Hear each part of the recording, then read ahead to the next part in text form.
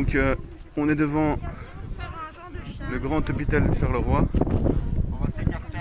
en direct où Pascal Sacré, médecin réanimateur qui travaille depuis 17 ans, s'est fait limoger, renvoyer parce qu'il a posté des articles qui critiquaient la version officielle du gouvernement et des groupes d'experts. Donc il y a quelques personnes qui sont ici pour le soutenir. Voilà, je vais prendre... Excusez-moi, j'ai la main qui tremble un peu, c'est quand même assez émouvant. Donc personne n'était prévenu. Alors Pascal Sacré, il a critiqué essentiellement deux choses. Il a porté un avis contradictoire sur les tests PCR en disant que c'était pas des tests qui étaient crédibles pour donner un chiffre de malades du Covid. Première chose. Et deuxième chose, il a dit que la crise actuelle était surtout due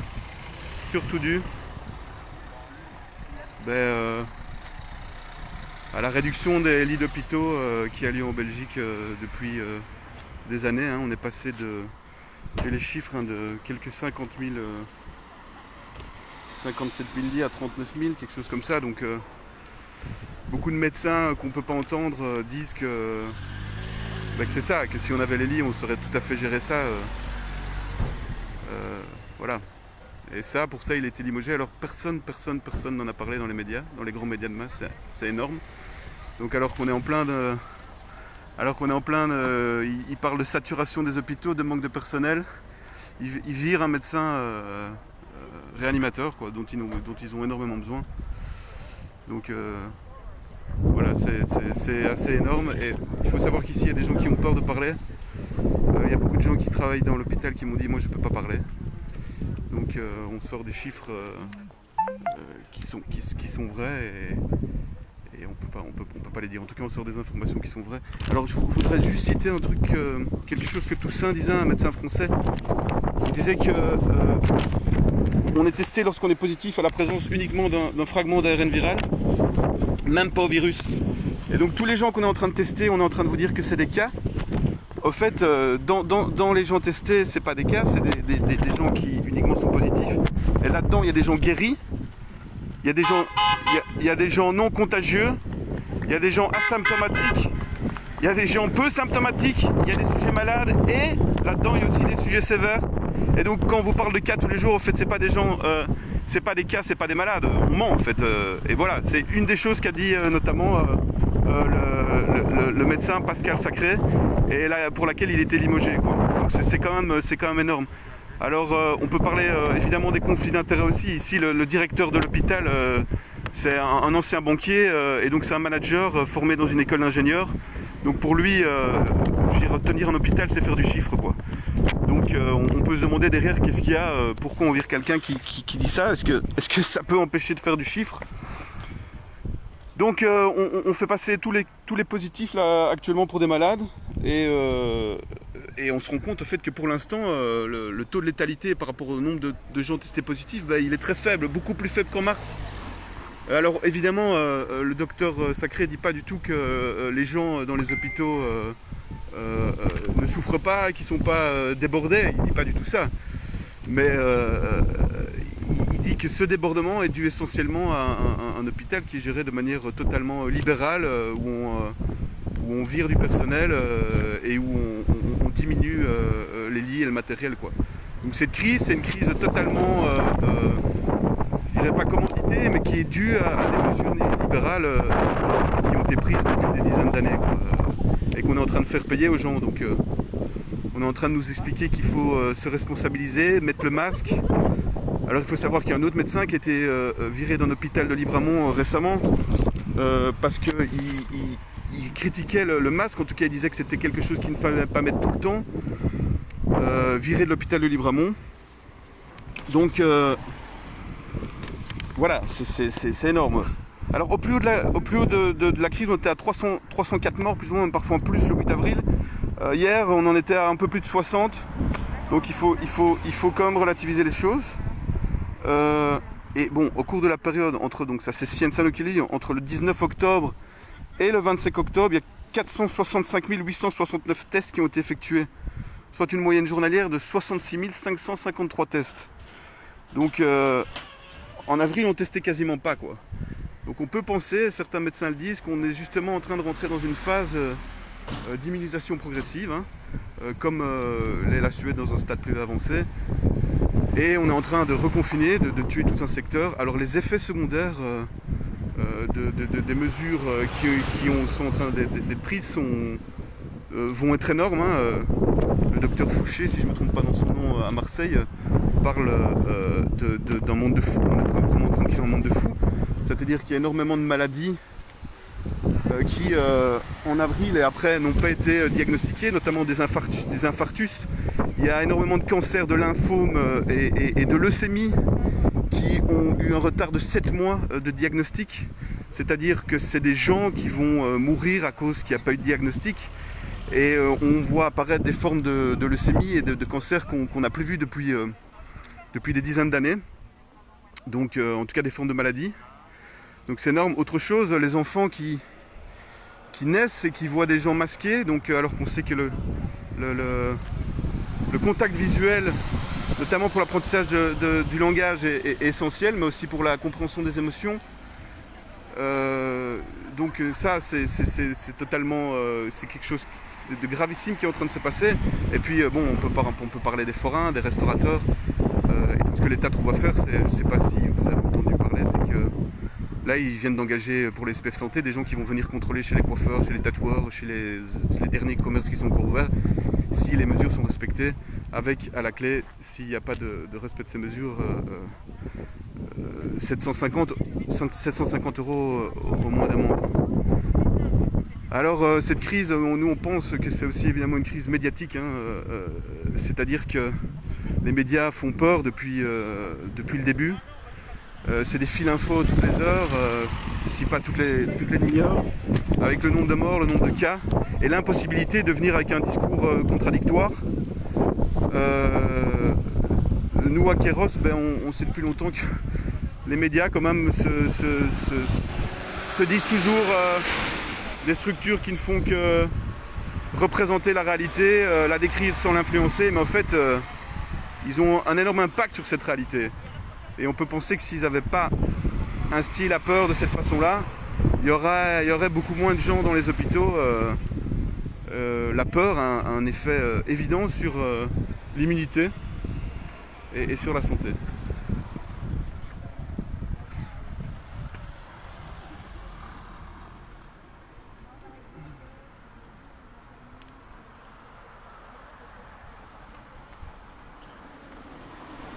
S'il y a quelqu'un qui veut témoigner, qui peut témoigner.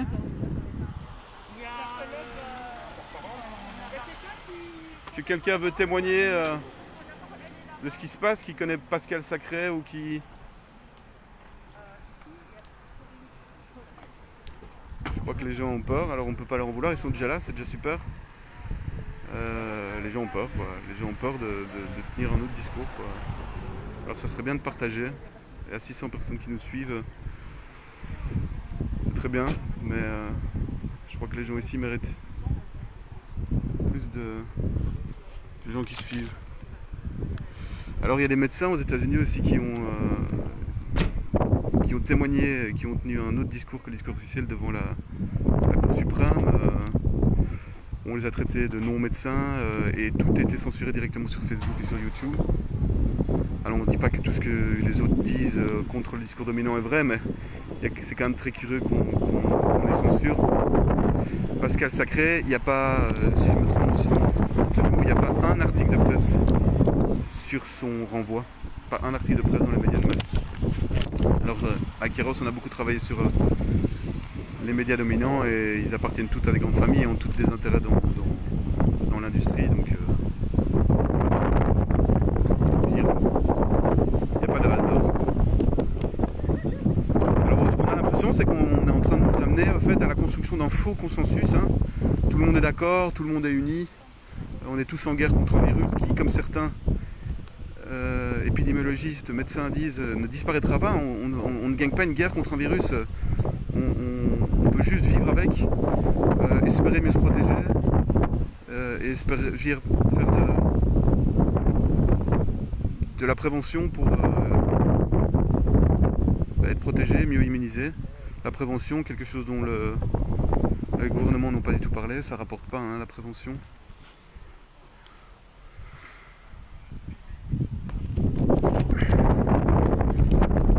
Alors j'ai fait un petit document, excusez-moi je bouge un peu, avec certains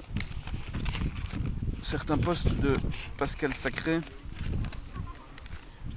alors qui avait écrit un article où il disait une société saine aurait dans tous les domaines de la vie, en premier lieu celui de la santé, des conseils et des comités composés d'experts indépendants, des marchands, des vendeurs, de l'industrie.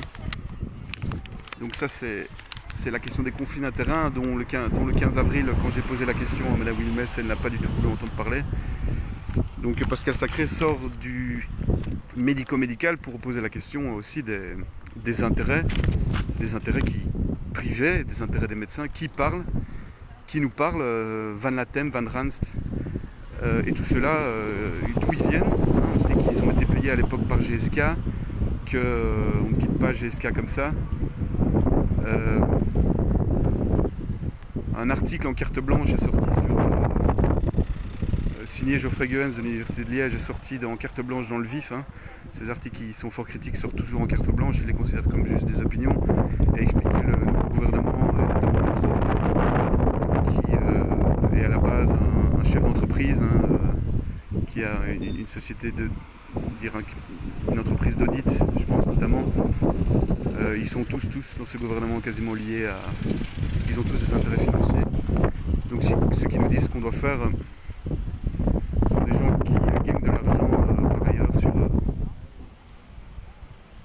sur peut-être certaines mesures qu'ils prennent. Voilà, quelqu'un qui rejoint... donc il y a quoi 1, 2, 4, 6, 8, 10, 12, 14, 16, 18, 20, vingtaine de personnes. Donc on est ici au grand hôpital de Charleroi, qui comme les autres est géré comme une grosse entreprise.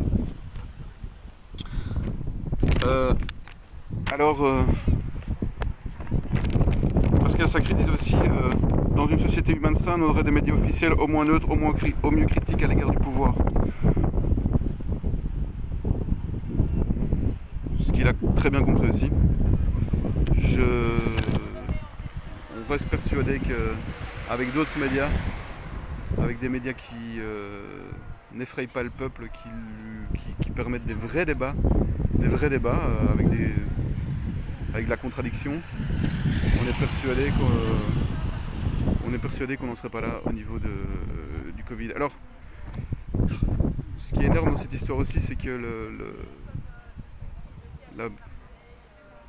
le vaccin qui est en train de se faire, là, où ils sont tous une course vaccinale par tous les grosses boîtes, est quelque chose qui a été appuyé par la Commission européenne. Ils sont en train de faire des pré-contrats avec GSK, avec Sanofi. Donc les grosses boîtes là ont déjà ramassé des millions d'euros. Moderna, qui est une des boîtes dans la course au vaccin,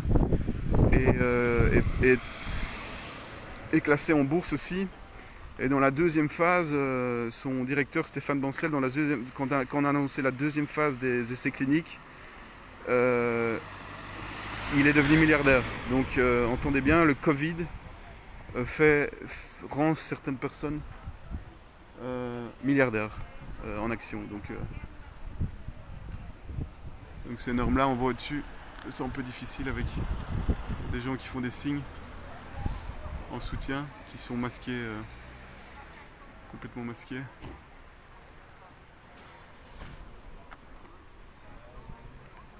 Donc difficile d'avoir un témoignage. Quelqu'un qui arrive encore. Désolé si ça bouge un peu.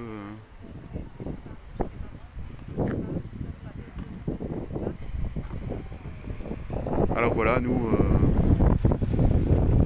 on n'est pas là pour foutre le boxon, on est là pour relater une certaine réalité avec très peu de moyens.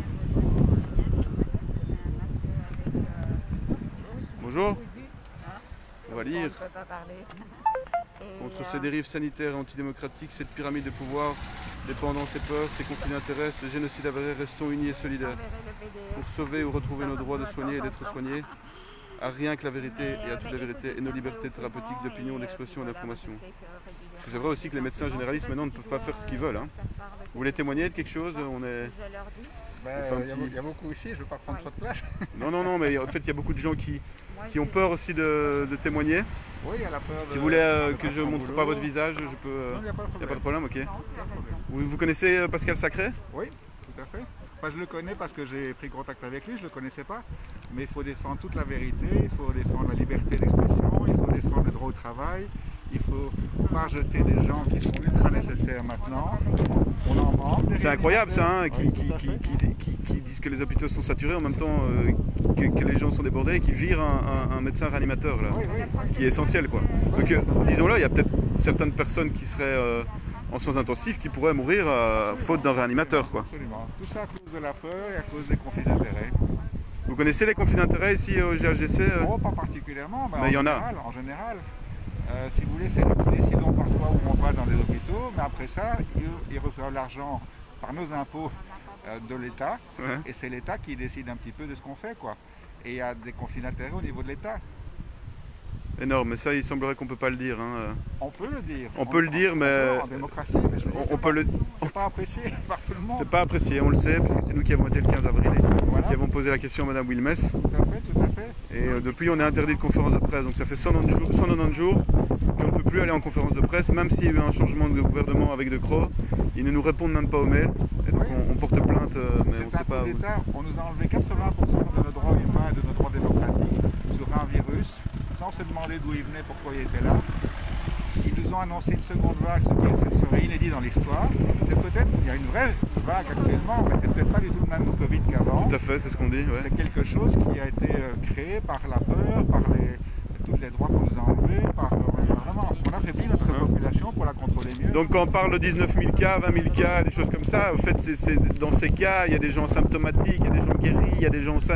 Et ça, ils le disent pas, quoi. Il faut regarder, je crois que c'est Franck Renda qui a fait un truc sur le chipotage des chiffres, c'est lamentable. C'est incroyable. On confond les intensifs avec les urgents, on met tout ensemble parfois on les sépare, suivant ce qui convient. Donc pour pas vous, on ne peut pas parler aussi vite de deuxième vague. Mais oui, que ce soit la première ou la seconde, le problème c'est qu'on a une vraie vague de malades, mais ces malades, ils sont malades de quoi? Ils sont Ouais, on malades sait de pas trop, si ils c'est, sont malades ouais. d'avoir été confinés, ils sont malades de toute la fausse information, de la propagande, de la censure, ils sont malades de ça, ils sont malades de ce coup d'État international dans les pays développés. Il faudrait presque faire un tribunal du Covid, quoi. Un petit Nuremberg, ce serait pas un petit mal. Nuremberg Covid, Tout à parce fait. qu'ils sont quand même responsables d'un paquet de morts. Et... Bah oui, il y a eu 4000, on va peut-être traverser pour pas Ouais, se ouais, on va pas ajouter un lit. Quand on voit le nombre de morts à cause du Covid, mais pas du Covid, Ouais. comme le professeur Friedman l'a signalé, 4800 morts, ça mérite combien de prison pour combien de gens? Ouais, et puis le nombre de morts qui vont être dus aussi aux effets collatéraux du Tout à fait, confinement, tout à fait. du L'affaiblissement couvre-feu, économique, des ouais. écoles, des enfants qui souffrent quand même. Ouais. Pensons aussi aux ados, aux jeunes. tous les Alors il jeunes. paraît qu'il y a de plus en Oui. plus de jeunes qui parlent de suicide, Oui, qui vont chez les psys. tout à fait. On peut penser aussi aux détenus qui sont complètement enfermés encore plus Tout qu'avant, à fait, tout à fait. qui peuvent plus voir leur famille. En fait, c'est un vrai cataclysme, quoi. Tous les jobs qui sont perdus, enfin, c'est une démolition en Presque, règle, hein. presque contrôlé, ouais. Absolument, oui. Probablement contrôlé. Et c'est pas par une équipe, mais c'est des tas de gens qui ont des intérêts communs. C'est Big Brother, c'est Big Pharma, c'est Big Data, Ouais, Big Money. tout à fait. Est-ce que vous pensez qu'il y a beaucoup de gens qui se rendent compte de ça maintenant ou Pas non? assez. Pas assez, hein. Mais Pas assez. dès que les gens seront plus réveillés, on pourra exiger des débats et on démasquera la vérité. Ok. Merci beaucoup en tout cas. Merci à Vous êtes vous. courageux. On peut écouter parce que je crois que il y a un discours là-bas. Partagez, hein. Grâce à vous. C'est quand même énorme ce qui se passe. Alors voilà, le caméraman qui filme pour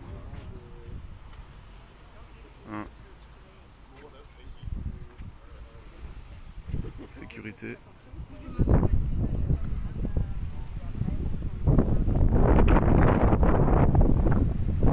C'est bien possible qu'il fasse venir la police. Souvenez-vous, la manif Saint-Ormuz.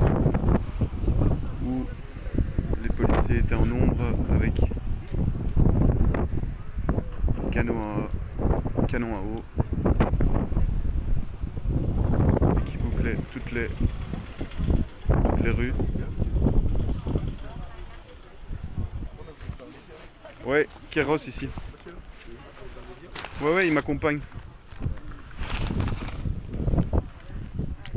C'est quoi, vous êtes... Attends, en fait. Presse... C'est comment? C'est quoi le presse perse? Kéros. Presse perse? Non, c'est ici. C'est quoi? Ah, Kéros, tu connais? Bah oui, Kéros, tout le monde connaît Kéros. Ah oui, Kéros, c'est numéro 1 quoi. Un journal qui dit la vérité. Kéros du groupe RTL TVI.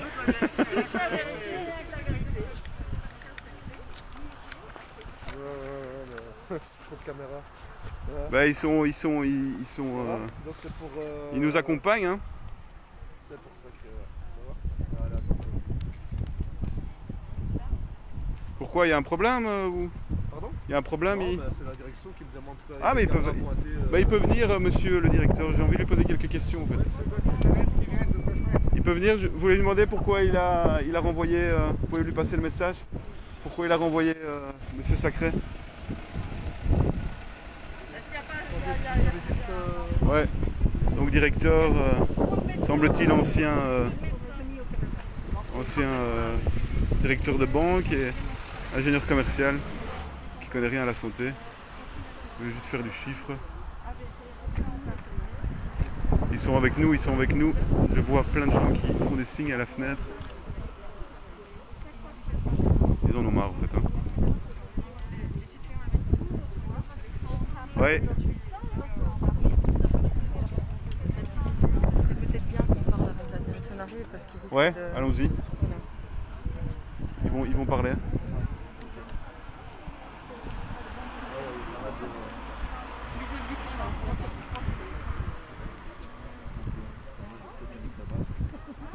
Ils vont faire un petit speech avant que les forces du désordre arrivent.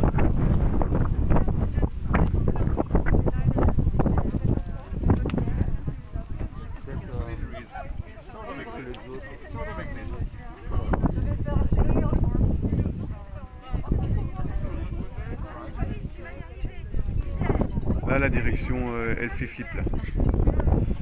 Là. Alors bon, aujourd'hui, s'il n'y a pas d'autres médias, c'est aussi parce qu'on a fait ça dans le plus grand secret. Là, c'est pas mieux de se tourner vers l'hôpital. Ouais, c'est vrai. Tourner vers l'hôpital. Je regarde l'hôpital. Ouais. Vire tout le monde, si tout le monde se... Ah ouais, c'est bien d'avoir en fond, ok, ok. Ouais, c'est ça. Ok, ouais, c'est vrai. Sinon, c'est le parking. Bah oui, c'est un peu... Ok, allons-y. Bien fort. Alors, je vais parler, vous écoutez le texte. Nous sommes ici en soutien au docteur Pascal Sacré, dont nous avons appris le licenciement brutal la semaine dernière. Nous trouvons injuste qu'un excellent médecin intensiviste soit renvoyé aussi vertement à cause de ses idées, ses opinions, ses prises de position au sujet de la crise sanitaire actuelle, alors qu'il n'a jamais critiqué son employeur. Nous ne comprenons pas non plus qu'en pleine période aiguë de saturation des hôpitaux et de besoins criants en personnel, on puisse se passer de manière aussi cavalière d'effectifs compétents. Nous voulons exprimer par notre silence notre révolte et notre désaccord avec une décision qui non seulement va clairement à l'encontre de la liberté d'expression et bafoue des valeurs humaines fondamentales, mais qui aussi interfère dans le bon fonctionnement de l'hôpital. Le message est clair, nous n'en dirons donc pas plus. Bouche cousue, no comment.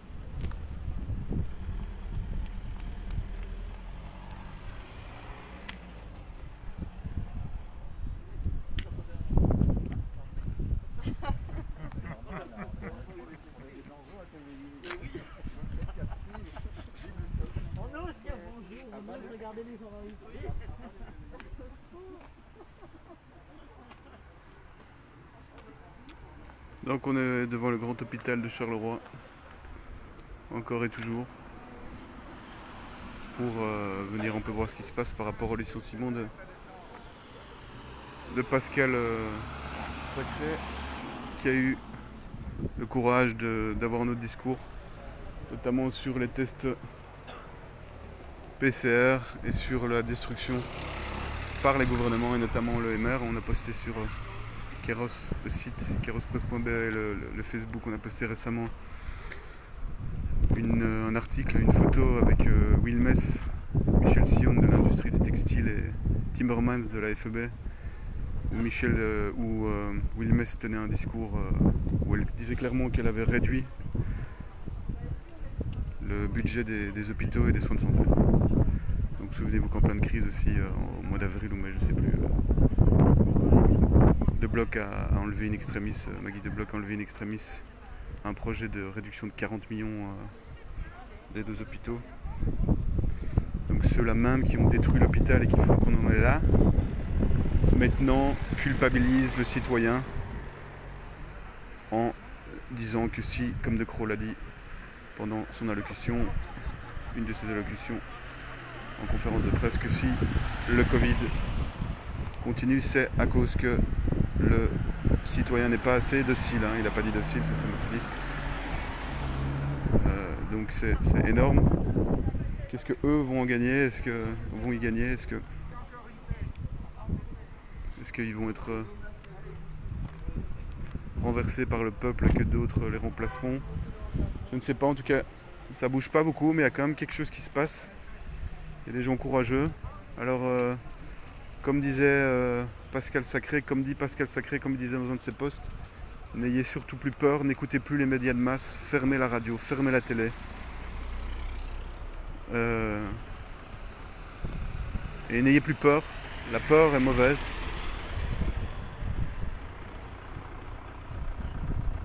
La peur crée aussi des maladies. Et les effets collatéraux des mesures qui sont en train d'être prises vont être catastrophiques. Si rien n'est fait. Sur les enfants, sur les adultes, sur les vieilles personnes. Donc c'est à Charleroi, hein, devant le grand hôpital de Charleroi. JHDC.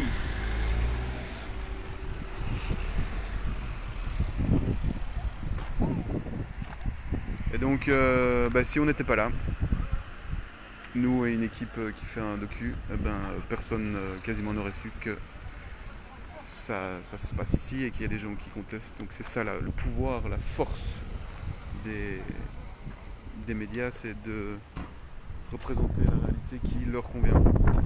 Donc si il n'y avait personne ici pour filmer, personne ne saurait que ça se passe. Et ça, c'était un peu comme dirait Orwell, c'est comme si ça n'avait pas eu lieu. Parce que c'est en médiatisant les choses qu'on peut savoir qu'elles existent quand on n'y est pas. C'est un truisme, une évidence, mais c'est un peu comme ça.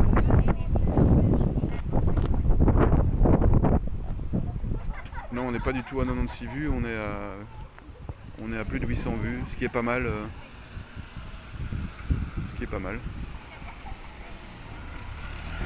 Et les gens qui ne peuvent pas le voir maintenant vont le voir après. Ça peut faire des dizaines de milliers de vues.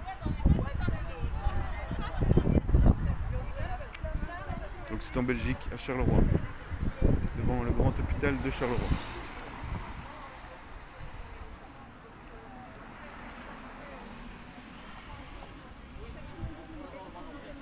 On aimerait bien voir le directeur pour qu'il nous dise pourquoi, en pleine crise du Covid,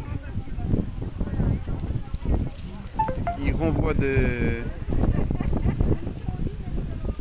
médecins réanimateurs.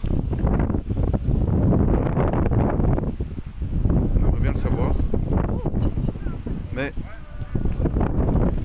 il n'a pas l'air prêt de sortir. Alors bravo à tous ces gens qui sont ici. Chapeau. Il ne faut plus avoir peur. Levez les pieds, il y a des morts par terre. Il y a des morts partout. Faites gaffe, quoi. Ça fonctionne en tout cas très bien leur processus de destruction des derniers acquis sociaux qu'on avait encore, hein, parce que la société était déjà loin d'être parfaite avant, parce que dans Kéros on écrit depuis presque 9 ans. Mais là, avec ce qui se passe, c'est les dernières choses qui restent, c'est vraiment... c'est assez énorme. Alors je rappelle que la Commission européenne est en pleine tractation avec les grands labos pharmaceutiques pour qui gagnerait la course au vaccin. Et qui sont déjà payés des millions aux grosses boîtes pharmaceutiques sur l'argent du contribuable. Ils n'ont pas d'argent pour engager quelques infirmières, pour mieux les former, pour mieux les payer, pour mieux les valoriser. Pour les valoriser, mais ils ont de l'argent pour les grosses boîtes. Un jour, comme disait un médecin juste avant, il y aura peut-être un tribunal du Covid dans le modèle de Nuremberg. Mais là, on n'y est pas encore. Il n'y aura pas de monde d'après sans notamment une reprise démocratique des médias.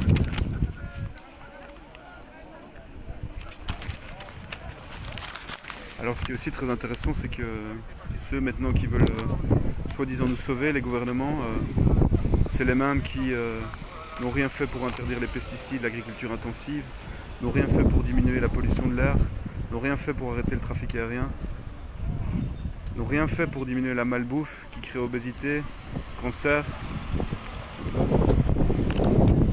souffrance, n'ont rien fait pour réduire l'inégalité du système éducatif. Selon l'OCDE, le système le plus inégalitaire en Belgique, les pays de l'OCDE, ceux-là qui n'ont rien fait pour réduire la misère, n'ont rien fait pour enlever les gens de la rue. Maintenant, ceux-là sont en train de nous dire qu'ils vont nous aider. Et qu'ils vont sauver des vies alors que ça fait des décennies qu'ils la massacrent la vie au fond. Donc je crois que les gens ici ont bien compris ça. Le discours du médecin qui est juste là devant, il y a une dizaine de minutes, mettait ça bien en évidence.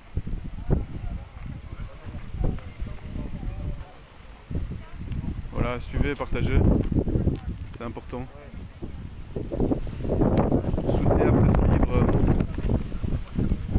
On ne cherche pas de l'argent, mais on cherche à pouvoir continuer à fonctionner. On est une toute petite équipe, la plupart des gens sont bénévoles. Donc n'hésitez pas à vous abonner au journal, à faire un don. Plus on sera, plus on pourra couvrir tout ce qui se passe. Il pleut.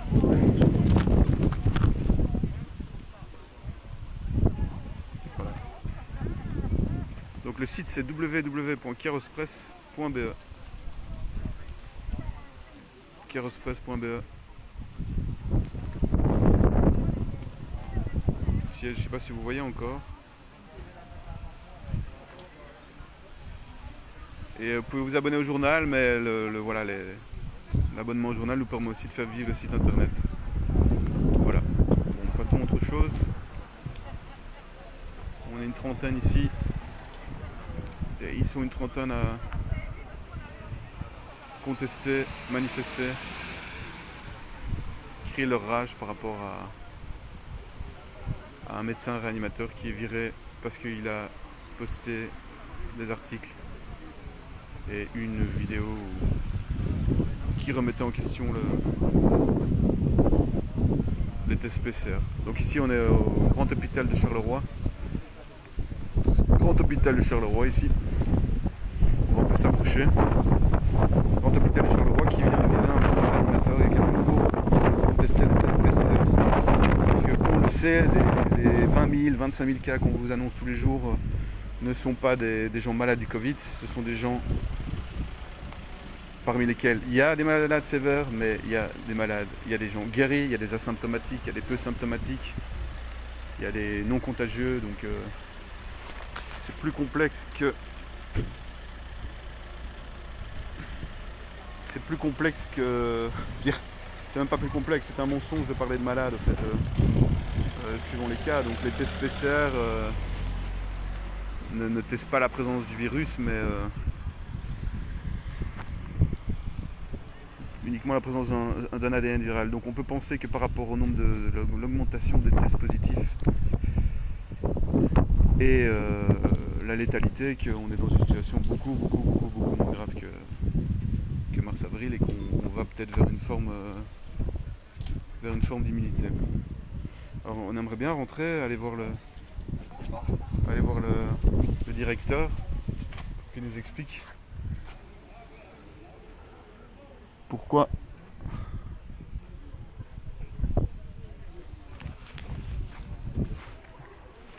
on vire des médecins réanimateurs qui disent des choses intéressantes. Allez, on va aller voir quand même. Hein. On va pas venir jusqu'à Charleroi pour ne pas aller voir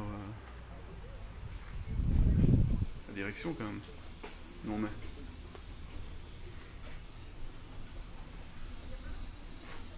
Donc on est au grand hôpital de Charleroi qui vient de virer un médecin réanimateur qui ne respectait pas le discours officiel sur... Je ne vais pas montrer les gens, je vais filmer seul. Mais elle m'a dit vendredi prochain, j'ai commencé à du matin, on Voilà. fait la même procédure. Oui, là vous allez me donner pour Bonjour. le moment Alexandre le Penat français, Oui. C'est pour vous. le vignet, je ne sais pas s'il en prend encore. Mais non. Si, c'est pour vous. Je Allô? voudrais vous parler. Oui, ça va? Voilà. Ouais. Ça, alors.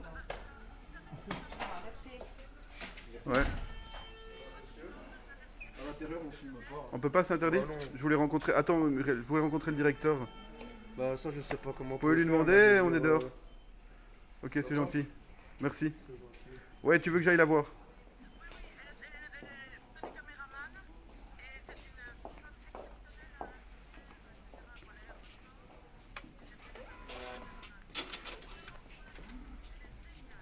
Ok. Anne. Isabelle. Ok. Parfait. Parfait. Merci Amré, merci. Donc on peut pas filmer dans un hôpital, je sais pas quelles sont les règles. C'est ce que je vois, mais ils avaient l'air débordés. Hein. Ils ont l'air débordés. On peut pas filmer dans un hôpital comme on ne peut pas filmer dans le hall d'entrée de la rue du Cal pour les conférences de presse. Hein. Il y a des nouvelles règles qui apparaissent. Je veux dire,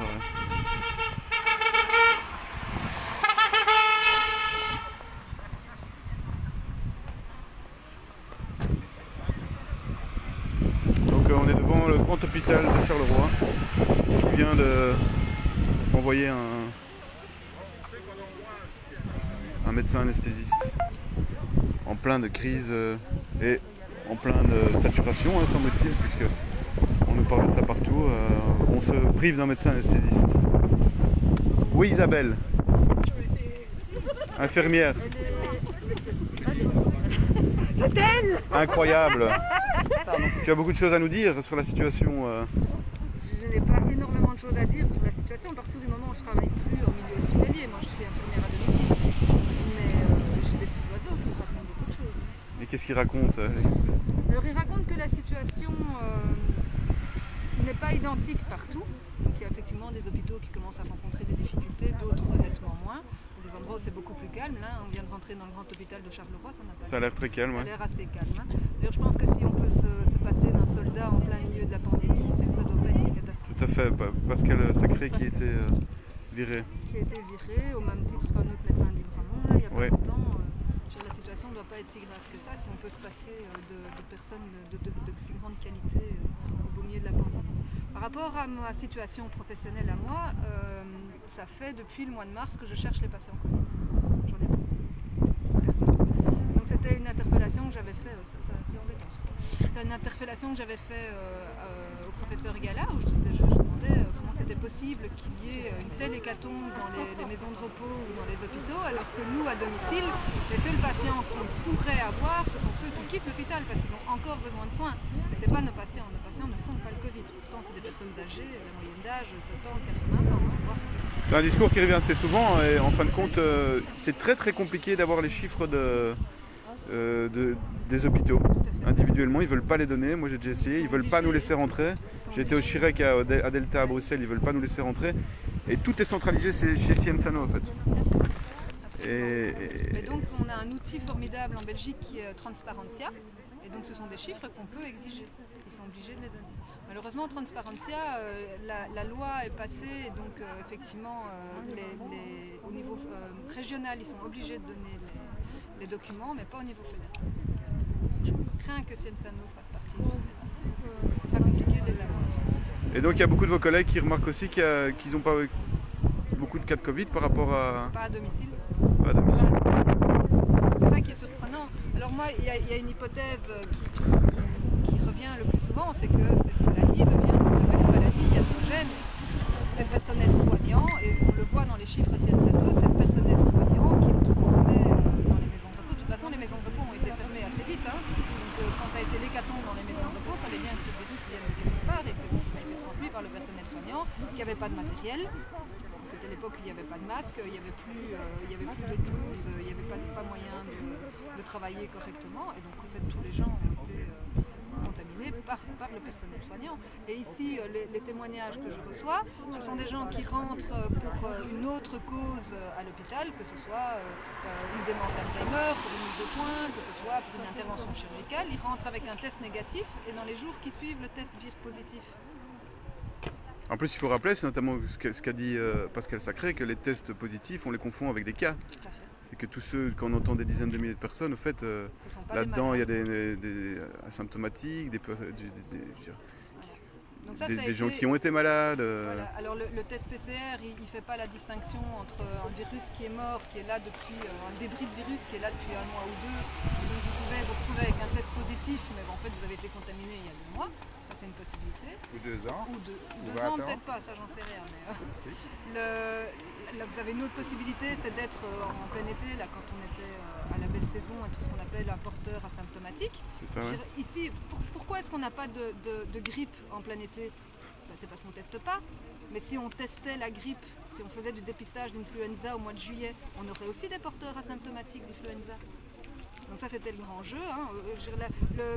Ce qui permettait à Cienzano de dire qu'on était en pleine épidémie, c'est au mois de mars, c'était le nombre de morts. Et puis le nombre de morts a commencé à diminuer, donc on a changé de critère, ça a été le nombre de cas. Et aujourd'hui, on rechange de critère, puisqu'il n'y a ni mort.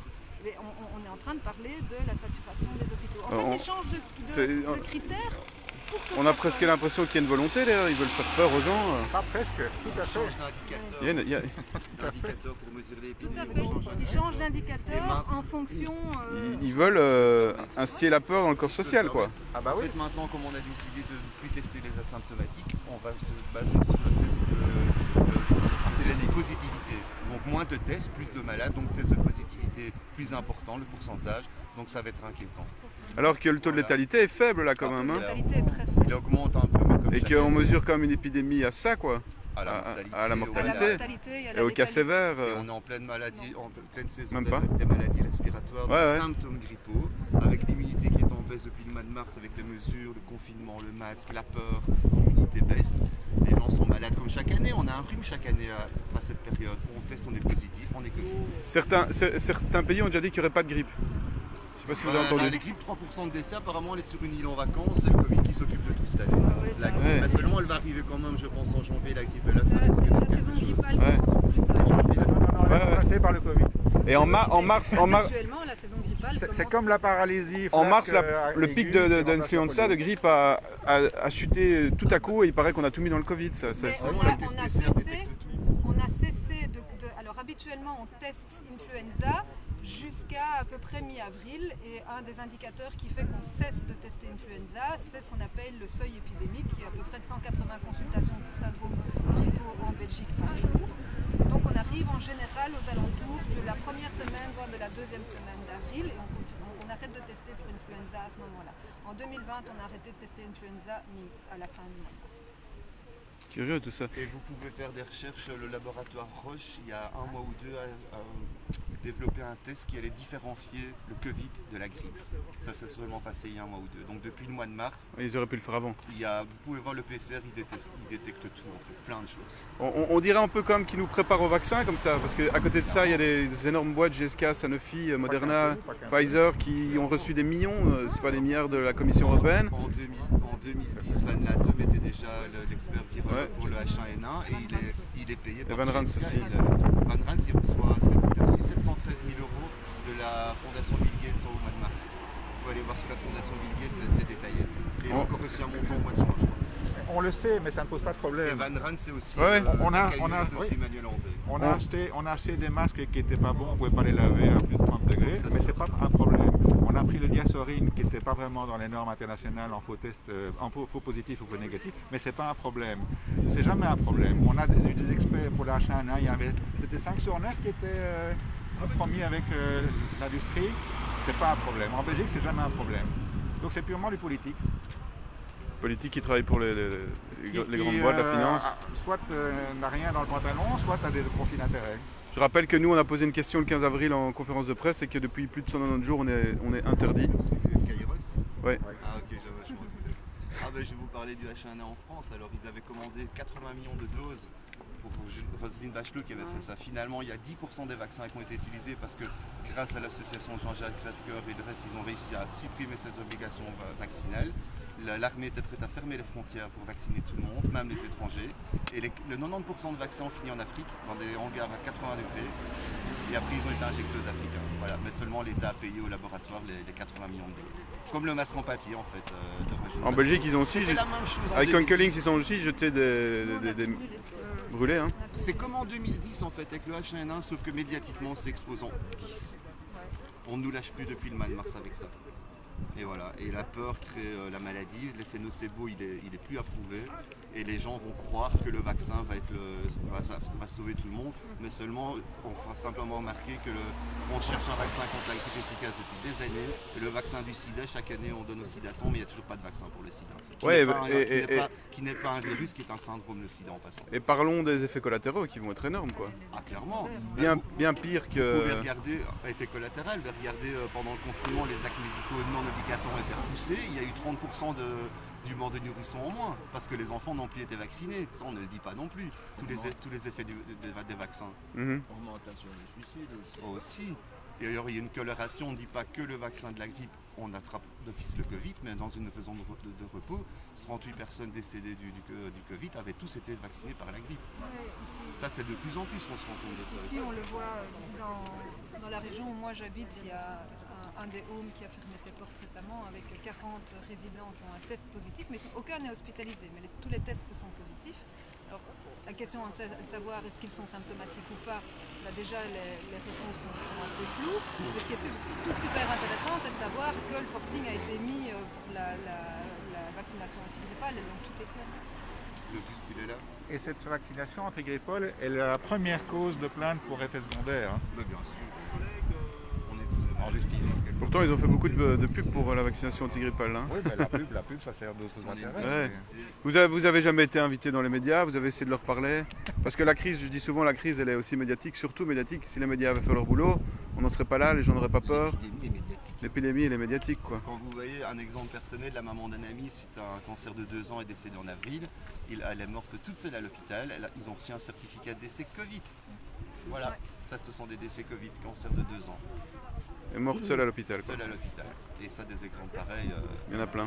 Il y en a plein. Chaque pays, en fait. Non, l'épidémie est médiatique et les médias, ils appartiennent à qui? Ils appartiennent aux plus grosses fortunes. Aux plus grosses fortunes. Il y a 9 milliardaires qui possèdent tous les médias dans le monde. Et donc l'information, Bill Gates, il donne 2 millions chaque année au monde. Le journal Le Monde reçoit 2 millions. Tout à fait. C'est sur le site de la Fondation Bill Gates. Je sais. C'est eux qui censurent. Ce sont pas les médias qui signent les certificats de décès, donc je pense que le problème... Non, évidemment, il n'est pas... uniquement médiatique, très clairement. Ils ont parlé de tout. Non, mais ils ont tous peur pour leur job. Ils doivent garder... Ils font en sorte qu'il y ait de l'espace publicitaire qui se vende, et c'est ça qui leur donne leur beefsteak, et puis c'est tout, quoi. En tout cas, là, on a presque 1100 personnes qui nous suivent en direct, ce qui est pas mal. C'est du direct. Ah ouais, c'est du direct. Salut les éveillés. C'est cool ça. C'est du direct ça, hein? Salut les éveillés. Ouais. Je vais pas écraser quand même. C'est vrai que j'ai pas dit, c'est du direct. Ah bah comme ça on le sait. Ouais, c'est du Je vais direct. peut-être reculer là parce qu'on va le perdre. C'est notre seul média. Encore un mort Covid. Il faut pas l'écraser. On va le mettre sur le Covid en plus.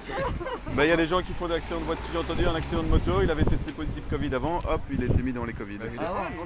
Bah, on traite les gens de complotistes alors hein, quand ils disent ça, c'est assez Quand fou. on ne sait pas quoi dire, c'est un complotiste. Ouais, ouais. Je vous donne un exemple sur un hôpital de la région de la Louvière où à un moment il y a eu des photos de plein d'ambulances, c'était la catastrophe et tout, et en fait ils avaient 51 patients Covid, 61 pardon, Covid, 7 en réa, ils ouvraient une nouvelle unité et les ambulances étaient des transferts de Jolimont et de Bruxelles. Et le lendemain je suis passé, à 12h30, il y avait 0 ambulance aux deux hôpitaux, c'était juste le jour des transferts. Mais c'est incroyable comme les hôpitaux contrôlent l'information, même ici en rentrant, on dirait la même chose que pour le service de presse de Wilmès ou de Croix. Ils veulent absolument pas qu'on voit ce qui se passe. Vous voyez ce que le docteur Sacré a fait, il s'est fait virer. Ouais. Il faudrait pas. Il y a quelque chose Faut qu'il pas faut mentir. tenir à l'œil qui est important. Parce que comme monsieur dit, vous avez des patients qui rentrent, combien de temps ils restent? Ça, c'est la question primordiale. Pourquoi?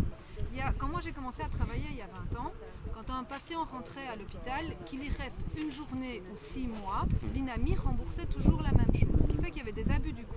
Parce que quand les caisses de l'hôpital étaient un peu vides, on gardait les gens un peu plus longtemps, comme ça, de cette façon, hop, l'INAMI remboursait. Donc maintenant, il y a des incitants financiers pour réduire de plus en plus la durée d'hospitalisation. Je ne connais pas exactement à partir de quand c'est dégressif, mais imaginons, vous restez 3 jours, votre journée d'hospitalisation est remboursée par l'INAMI à 100%. Le 4e jour, plus que 80. Le 5e jour, plus que 70. Les hôpitaux, ils ont intérêt du coup à faire un turnover important. Et donc quand il dit, vous arrivez, c'est full pendant une journée, et puis le lendemain, c'est vide, ça fait de l'argent. Ça fait de l'argent qui rentre dans les caisses. Or, les hôpitaux ont perdu énormément d'argent avec le plan PU du mois de mars, qui a été en plus reporté. On a pu sortir de confinement, et Maggie de Bloch a obligé les hôpitaux à rester en PU pendant encore 2 semaines. Donc pendant 2 semaines, ils n'ont pu faire aucune intervention chirurgicale. Qu'est-ce qui rapporte le plus d'argent aux hôpitaux? Les One Day. Les interventions chirurgicales et les One Day. Donc en sachant que les hôpitaux sont en plus tenus par des financiers, quoi. Aujourd'hui, ici, c'est un ancien banquier, semble-t-il. C'est l'ex-directeur financier de Saint-Luc. L'ex-directeur financier de Saint-Luc qui est directeur ici du grand hôpital de Charleroi. Et avez-vous du GSDC. Avez-vous qui sont les actionnaires d'AstraZeneca? 4 monstres de la finance. Ouais. Qui va faire le vaccin. Qui est dans la course, ouais. AstraZeneca, c'est pas Moderna. C'est l'autre, pardon, je me trompe. Mais concernant les tests PCR et l'INAMI dont Madame parle, regardez le nombre de tests qui étaient faits, à peu près 50 € le test. Regardez un peu ce que ça coûte à la Sécu. Les gens qui ont un rhume, se font tester. Ils sont en train de couler la Sécu. C'est un truc de malade. Il y a des gens qui sont dans les files et qui doivent quitter parce qu'ils doivent aller au boulot. Ils sont testés positifs sans avoir été testés. Oui, des médecins qui ont envoyé des tests hier. qui sont passés du petit paquet. Non déballés, ils testent positifs. Non, ils l'ont mis dans une petite chose, envoyé et positif. Donc ça, Alors voilà, tout un groupe de complotistes ici. Ce sont des médecins en ligne. Totalement. Quand on dit Bill Gates, il a réellement ses tentacules partout. Et ici, c'est la Columbia Journalism Review. C'est très respecté aux États-Unis. Et ici, tout le monde était sidéré quand c'est sorti le 21 août 2020. Tim Schwab, il liste, il dit, regardez bien. En fait, là, il dit comment Bill Gates a mis ses tentacules sur tous les milieux crapins, sur tous les systèmes, tous les journalistes, tous les agences journalistes du monde. Comme la CIA à l'époque. Les fact-checkers. Le Monde, les fact-checkers. Et puis quand on voyait Le Monde, RTBF, je ne sais plus quand on voit ça de temps en temps, Bill Gates, c'est des gentils philanthropes, pseudo-philanthropes, parce qu'il a doublé c'est la philanthropie qui lui rapporte. Il a payé 1 million pour la fausse étude du Lancet. Il y avait 40 millions payés par Moderna et 1 million payé par lui. Pour la fausse étude qui a été lâchée après 3 jours par ses auteurs. Il est partout, Il s'est fait jeter en Inde, il s'est fait jeter au Bangladesh, il a tué des gens, il a rendu des jeunes filles stériles. Il a handicapé des gens. Oui, il a handicapé des gens. Alors tout ça est étayé pour prévenir les gens qui nous suivent, qui sont maintenant 1170. Tout est étayé, tout est vérifié, donc c'est pas des choses en l'air. comme ça, qu'on dit Tout comme peut ça. être vérifié. Le journal Le Monde, il suffit d'aller sur la fondation Ouais, Benedek. ils ont- Depuis des années, le monde est arrosé par cette fondation. C'est l'information, quoi. C'est ce que les gens croient. Et par contre, vous, on ne vous croit pas. On vous jette dehors d'une conférence de presse. Ouais, traité de conspirationniste par RTL. Hein. Tous les matins, vous avez entendu le ton de la première, en principe la radio sérieuse de Belgique. Bertrand Haine. Encore des cas aujourd'hui, Tout le temps. génial. Mais jamais On en va a 15 dire- de plus. Jamais on va dire, tiens, aujourd'hui, autant de personnes sont sorties de l'hôpital en bonne santé. Jamais. Enfin, la communication est quand même assez... Tout ça est ultra mortifère, mais la plupart des gens célèbres, ils passent 24 heures là-bas et sont guéris. Hein. Allez, vous croyez qu'il y a quelque chose qui se passe, que vous voyez les gens autour de vous se soulever de plus en plus ou... Certains disent non. Grâce à vous, grâce à vous. Tous s'éveillent, mais ils ont peur. Grâce à vous. Pas tellement, pas tellement. On comprend qu'ils aient peur. Hein. Ouais, parce que c'est un monde de croyances qui s'effondre, c'est pas uniquement le Covid. La télévision, c'est ça en fait. On vient vous donner des infos anxiogènes, on joue sur votre instinct de survie. Parce qu'on est attentif quand on a peur, c'est le cerveau reptilien. Donc on est accro aux médias et puis le cerveau limbique, les émotions, ils s'affolent. Et le cortex, il réfléchit plus. Donc pour ne pas s'effondrer psychiquement, on se raccroche aux infos qu'on connaît. Il y a aussi On beaucoup regarde de la gens télé. qui ont joué dans ce système pendant longtemps sans se rendre compte qu'ils étaient manipulés par une force beaucoup plus. Ouais, évidemment. Enfin, moi, quand je me suis réveillée avec H1N1, j'étais infirmière aux urgences dans un gros hôpital bruxellois. Moi, je vaccinais 10 000 personnes par jour, hein, ou à peu près. Et donc, quand je me suis pris la claque dans la figure, c'était dur. Hein. Ça n'est pas facile d'admettre qu'on a cru faire bien pendant des années, qu'on a cru aider les gens, qu'on a cru, je parle que ce soit les gens qui travaillent chez GSK, les infirmières comme moi, les médecins. Et ce sont des drames personnels qui, en général, viennent complètement bousculer vos croyances, mais se remettre en question, c'est pas ça. Hein. On vous a tellement fait croire des choses pendant des années, vous avez cru faire le bien en développant des vaccins en laboratoire et puis vous vous rendez compte qu'en fait vous avez servi le mal, quoi. Parce que c'est, quand on réfléchit un peu, avoir un système immunitaire en 2020, c'est devenu être complotisme. Prendre de la vitamine C, de la vitamine D3, Ils en ont jamais parlé. du magnésium, ils n'en parlent pas, c'est le cocktail, ça. Vitamine C, D3, zinc, magnésium, vous prenez ça tous les jours. Vous êtes tranquille, l'immunité, vous rajoutez des pépins de pamplemousse, vous faites de l'exercice. De l'exercice, mais ils ont fermé les piscines, ils ont fermé les salles de sport, ils ont tout fermé. Vous ne pouvez même plus aller faire un peu de jogging chez vous parce que vous ne pouvez pas sortir à plus d'1 kilomètre. Mais on peut travailler à la maison. Mais par contre, vous pouvez faire du télétravail, et vous pouvez aller bouffer un paquet de chips ou aller au drive de McDo pour continuer à vous engraisser avec des mauvaises graisses et de l'oméga 6. Moi, ce que je veux dire aussi aux gens qui nous traitent de complotistes, c'est alors si on est complotiste, pourquoi on ne peut pas poser nos questions? C'est ça aussi qui est intéressant.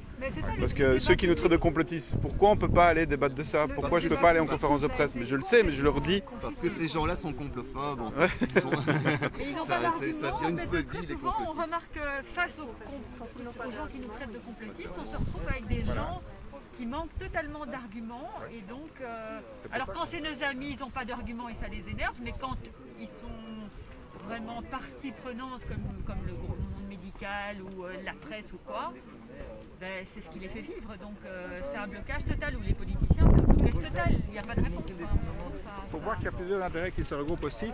On est pour les soignants en général, mais en plus il y a les soins conventionnels, je veux dire la médecine conventionnelle qui est aussi partie prenante là-dedans.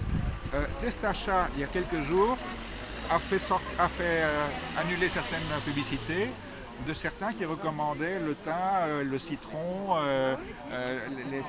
l'argent, enfin toutes sortes de choses qui sont bien établies depuis des millénaires, mais ça ne correspond pas à la médecine conventionnelle et à Big Pharma, et ça a été retiré au nom de Testachat. Testachat commence à faire la politique pour ce monopole de la médecine conventionnelle que nous devons subsidier.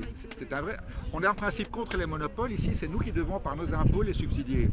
Je rappelle le contexte de la manifestation ici, c'est donc des gens qui protestent contre le limogeage, le fait que M. Pascal Sacré, médecin-chef, je crois réanimateur, a été viré du grand hôpital de Charleroi, parce qu'il y a des gens qui arrivent et qui ne savent pas ce que c'est, ils se demandent ce que c'est. Le grand hôpital de Charleroi, avec un beau logo. Voilà, c'est ça le contexte, et donc il y a des médecins ici, des infirmiers, des gens qui vivent tous les jours la situation. Ce qui est assez extraordinaire, c'est qu'en fin de compte, Pascal Sacré, dans son discours, il a défendu le secteur de la santé. Il a défendu sa hiérarchie. Mais comme ça gênait la hiérarchie, ils l'ont jeté. Et ça gênait quoi en fin de compte, vous pensez? Ah ben, il disait la vérité, il donnait plus de précision sur les tests PCR, il donnait plus de précision sur le vrai état de malade ou pas malade et tout ça. Et il défend le secteur. Le secteur a été écrabouillé depuis 20 ans. Vous avez vu que Van den Broek a fait une larme à Montlégia. Et il est depuis 26 ans au pouvoir. C'est lui qui a été dans toutes les réductions de lits et de personnel dans la santé. Et puis il verse une loi, une larme à Montlégia, c'est quoi? C'est du spectacle. C'est vraiment le monsieur qui a été corrompu avec Augustin. Van den Broek. Oui, en plus. Je vais te répondre à ta question pourquoi on dérange les complotistes. Par exemple, en thérapie énergétique, donc la médecine énergétique, on est dénigré parce qu'on ne vend pas de médicaments. Je vais te donner un exemple, le psoriasis. C'est un double conflit de séparation, un conflit résolu et un conflit toujours actif. Cause le psoriasis. Tu règles le conflit qui est encore actif, le psoriasis part.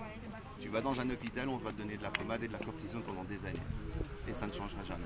C'est plus rentable. Et je l'ai testé, et c'est plus rentable, parce que nous, on ne donne pas de médicaments. Je l'ai eu moi-même, à un moment donné, j'ai eu du psoriasis là. Et je me suis dit, qu'est-ce qui s'est passé dans ma vie? Ok, 2 séparations. Ah oui, ok, ça va, d'accord. Une semaine après, un peu d'aloe vera, j'avais plus rien. Oui, c'est ça. J'ai mis à la conscience. Quand on a conscience de quelque chose, ça change. Oui, on est aussi dans un système où très rationnel, où les gens ne se rendent pas compte à quel point le psychisme joue sur le corps. Je pense aussi aux médias qui disent toujours qu'ils ne font que relayer la réalité, en tout cas l'exprimer, alors qu'ils sont en train de quand même ils ont une influence dingue sur le réel là pour l'instant, en faisant peur aux gens. Ce qu'ils font, ils connaissent l'histoire du cerveau limbique, reptilien et le cortex. Ils savent qu'en paralysant, en affolant le cerveau primaire, donc l'instinct de survie, respiration et tout, la peur, que les émotions vont s'affoler, que les gens vont réfléchir, c'est un secret pour personne, ça. Tout le monde le sait. C'est ça qui est écœurant dans ces médias. Parce que c'est toujours la peur. C'est parce qu'ils le savent qu'ils le disent. Ben oui, parce que sinon ça n'intéresserait pas les gens. Vous êtes attentifs quand vous avez peur, quand votre vie est en danger. Si on vous dit que tout va bien, vous ne regarderez pas le journal. La meilleure solution, c'est de tous couper cette télé. Couper la télé, c'est ce que dit Pascal Sacré d'ailleurs. Mais moi je pense que le masque aussi empêche d'oxygéner le cerveau. Je crois que là, pour les légères et le manque d'oxygénation du cerveau, ça fait que les capacités des gens étaient déjà peut-être un peu... Et surtout la pollution au CO, au CO2, c'est quoi qu'on crache? Le CO2. La pollution au CO2, on casse toutes les barrières en pollution au CO2. L'oxygène, il y en a qui le discutent parce qu'ils disent qu'il y en a toujours assez, tant qu'on n'est pas en train de faire un 100 mètres olympique. Mais par contre, le CO2... Il y a un médecin librement qui vient de se faire virer aussi, parce qu'il a critiqué les masques, il a dit qu'il ne fallait pas les mettre partout, que c'était... Vous savez, j'ai discuté avec 2 garçons de café en pleine canicule, il me dit, mais je sais que je pue de la gueule. Je pue de la gueule, je respire ma mère toute la journée, je pue de la gueule, et sa femme est en cuisine avec un masque en train de faire un burger. Alors oui, en hôpital, le masque, ils le mettent tout le temps. Ils mettent tout le temps le masque à l'hôpital, mais ils ont l'habitude. C'est pas une course, ils ont l'habitude. En plus, la climatisation, c'est un endroit différent qu'une cuisine, on fait des hamburgers. Donc tous ces facteurs en compte, tu vois. C'est que le masque porté dans certains endroits, dans un hôpital, une salle d'op, c'est différent que dans un endroit où tu cours. Ou que dans la rue tout seul, quoi. Ou dans la rue ou en voiture tout seul.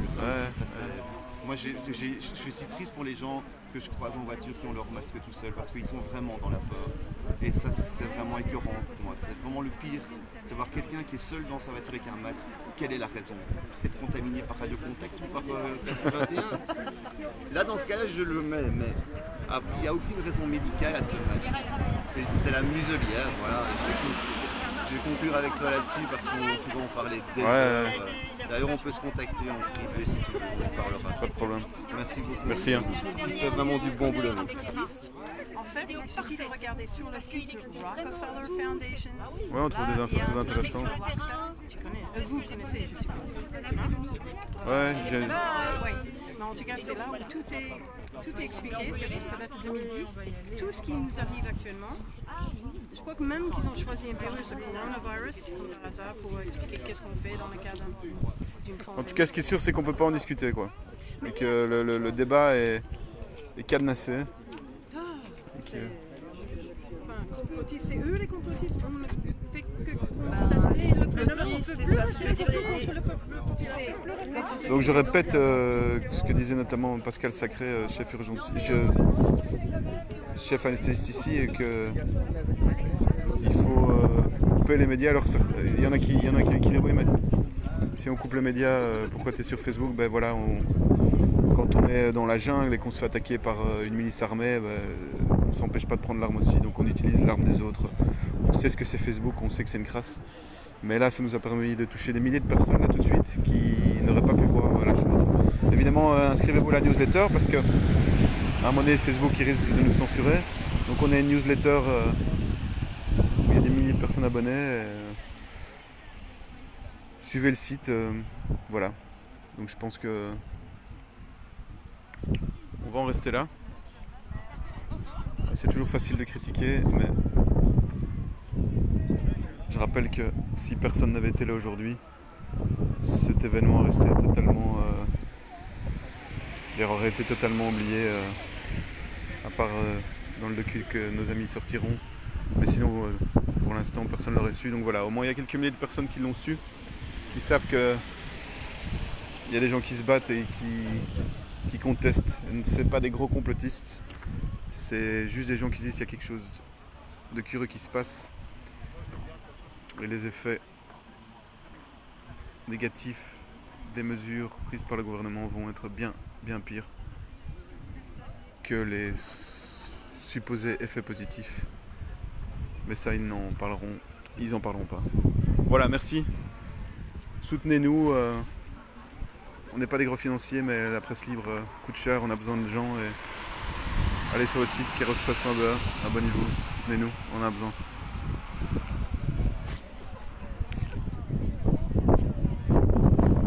Ciao tout le monde. Ouais, le site keirospress.be, KAIROSPRE2SE.be.